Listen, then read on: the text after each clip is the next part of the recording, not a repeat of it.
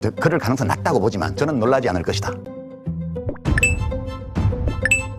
젠프께서 역대급 인사를 단행하셨습니다. 지방경찰청장 치안감인데 엄청나게 날려버렸습니다. 그 의미와 함께 뒤에서는 논리적으로 오늘 윤두창 선고 분석 보고드립니다. 구독, 좋아요 쾅쾅 눌러주시고 끝까지 시청 부탁드립니다. 먼저 공무원의 내랑 가담 의혹을 조사한 헌법 존중 정부혁신 태스크포스가 비상계엄에 연루된 것으로 지목한 현직 시도 경찰청장들이 직위 해제 등을 통보받은 것으로 18일 전해졌습니다. 해당 명단에는 오부명 경북경찰청장, 임정주 충남경찰청장, 엄성규 부산경찰청장, 손재한 경찰청 기획조정관 등 현재 지역 치안을 총괄하는 치안관급 고위직 상당수가 포함된 것으로 알려졌습니다. 네, 이 정도면 언론들이 치안 공백을 우려로 공격할 수 있는데도 즉시 직위 해제를 하신 것을 보면 계엄에 상당히 연루가 된 상황이고 그 증거를 잡은 것 같습니다. 아무래도 이번 사태를 바탕으로 검찰개혁 뒤 경찰의 비대함을 걱정하는 분들도 많은데 우리 젠프께서 미리 참교육을 하시는 것 같습니다. 그런데 이것도 중요하지만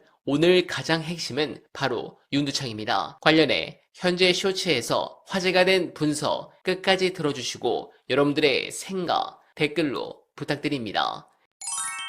저는 약간 이제 제가 계속 비관적으로 비관적으로라기보다는 우리 법원에 대해서 불신하는 시민들의 마음을 대변해서 좀 약간 지나치다 싶을 정도로까지 한번 얘기해 볼게요.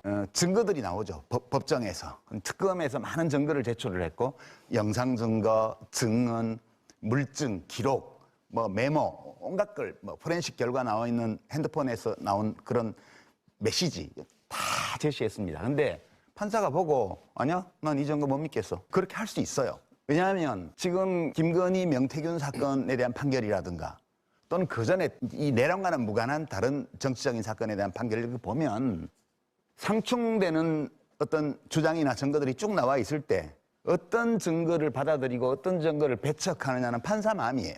그 판사가 자의적으로 그것을 판단해서 특정한 증거를 배척해도 예컨대 구글 타임라인 같은 거 있잖아요. 동선 그대로 보여주는 거. 이런 거 법원에서 다 무시하거든요. 그리고 또 어떤 재판에서는 국정원의 대북 관련 비밀 보고서 이거를 다 무시합니다. 그리고 그렇게 증언함으로써 이익을 볼 수 있는 증인의 말을 신뢰해서 유죄 선고하고 그러거든요. 그거에 대해서 뭐라고 말할 수가 없어요. 말을 할 수 있는 장치가 없어요. 예. 그러니까 저는 이제 금 변호사님 말씀처럼 상식적으로 볼 때 유죄 선고 나오리라고 봐요. 근데 우리가 이렇게 불안해하는 거는 우리의 법원 현실이 그렇지 않은 사례를 많이 봤기 때문에 시민들이 불안해하는 거예요. 그래서 제가 그 불안감을 대변해서 알겠습니다. 항상 나쁜 경우에 대비를 해야 되기 때문에 혹시라도 이상한 판결이 나와도 놀라지 말자. 그런 이상한 판결이 나온다고 해서 나라가 망하는 건 아니다. 그런 결과가 나오더라도 우리는 새롭게 무언가를 또 시작할 수 있는 계기로 이걸 만들 수 있으니까 그거에 대해서 마음의 준비를 하면서 내일의 판결을 기다리고 저는 유죄 나올 거라고 봐요. 그러나 안 나올 경우에도 네, 공감합니다. 지금부터 중요한 부분을 보고 드리겠습니다. 지금 시중에는 이런 걱정들이 많습니다. 재판장이 직위원 부장판사라던데 지난번에 희대의 날짜 계산법으로 구속 취소해주지 않았나?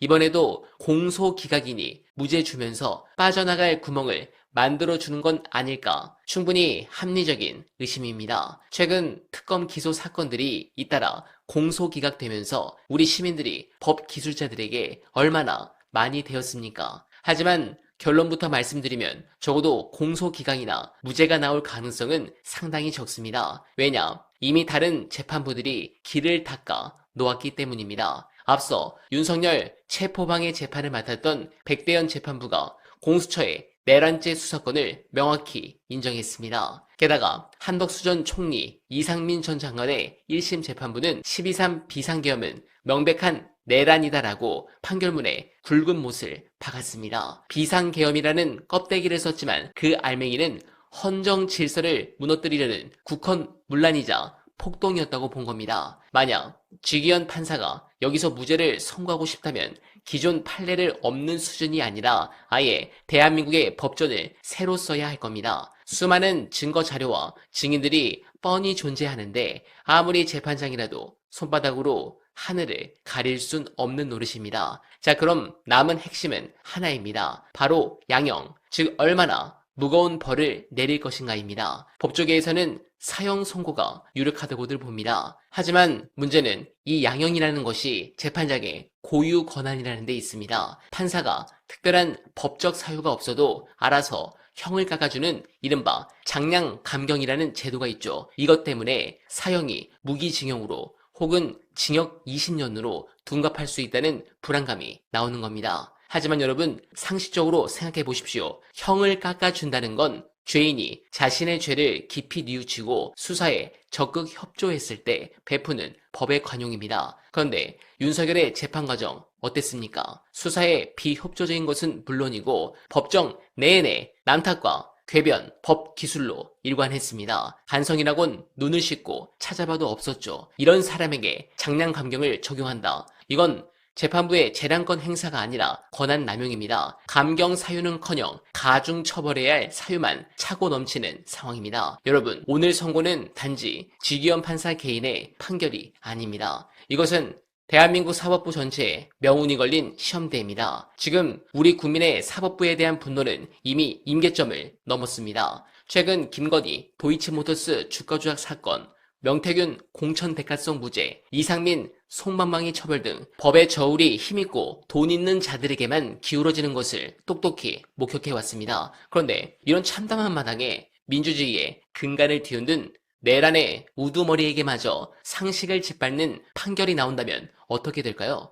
저는 만약에 오늘 공소기각 또는 무죄가 나오면 거리에 다시 국민들이 촛불을 드는 상황은 물론이고 국민의힘의 경우 2018년 지방선거와 맞먹는 엄청난 대패가 이어질 것이라 확신합니다. 이걸 사법부가 모를까요? 모른다면 그들이 문을 닫는 날은 바로 오늘입니다. 국민을 설득하지 못하는 정의는 더 이상 정의가 아닙니다. 만약 오늘 사법부가 또다시 시민의 법 상식을 비웃고 역사적 퇴행을 선택한다면 조희대 사법부는 그 존재 이유를 스스로 부정하는 꼴이 될 겁니다. 그리고 그 뒤에 돌아올 것은 권력을 잠시 위임했던 주권자 국민들의 냉혹하고도 엄중한 심판뿐일 것입니다. 법은 시민의 상식이라는 바다 위에 떠있는 배와 같습니다. 오늘 사법부가 그 상식의 바다를 순항할지 아니면 성남 파도에 휩쓸려 난파할지 우리 모두 두 눈 부릅뜨고 지켜봐야겠습니다. 여러분들은 어떻게 생각하십니까? 공감하셨다면